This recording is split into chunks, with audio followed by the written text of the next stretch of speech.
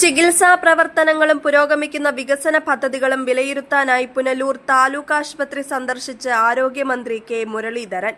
പുനലൂർ താലൂക്ക് ആശുപത്രിയിലെ സ്ഥിതിഗതികൾ വിലയിരുത്തിയ മന്ത്രി രൂക്ഷമായ ജീവനക്കാരുടെ കുറവ് പരിഹരിക്കാൻ അടിയന്തര നടപടികൾ സ്വീകരിക്കുമെന്ന് ഉറപ്പു നൽകി.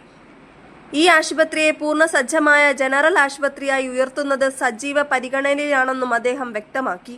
അടിയന്തര ചികിത്സാ സംവിധാനങ്ങൾ കാര്യക്ഷമമാക്കുന്നതിനായി വിദഗ്ധരായ മെഡിക്കൽ ഓഫീസർമാരുടെ സേവനത്തോടെ 24 മണിക്കൂറും പ്രവർത്തിക്കുന്ന speciality casualty unit, stroke ICU, ആധുനിക CT/MRI സ്കാനിംഗ് യൂണിറ്റുകൾ എന്നിവ സ്ഥാപിക്കാനും കാത്ത് ലാബ്, ന്യൂറോളജിസ്റ്റ് എന്നിവ ലഭ്യമാക്കാനും പദ്ധതികളുണ്ട്. കൂടാതെ സർജറി, ഓർത്തോപീഡിക്സ്, പീഡിയാട്രിക്സ്, സൈക്കോളജി എന്നീ വിഭാഗങ്ങളിൽ വിദഗ്ധരെ നിയമിക്കുകയും രോഗനിർണയ പരിശോധനകൾ കാര്യക്ഷമമാക്കാൻ കൂടുതൽ ലാബ് ടെക്നീഷ്യന്മാരെ നിയോഗിക്കുകയും ചെയ്യും. പോസ്റ്റ്മോർട്ടം നടപടികൾക്കായി ഫോറൻസിക് സർജനെ നിയമിക്കുന്ന കാര്യവും പരിഗണനയിലുണ്ടെന്നും അദ്ദേഹം പറഞ്ഞു. News bureau, Punalur.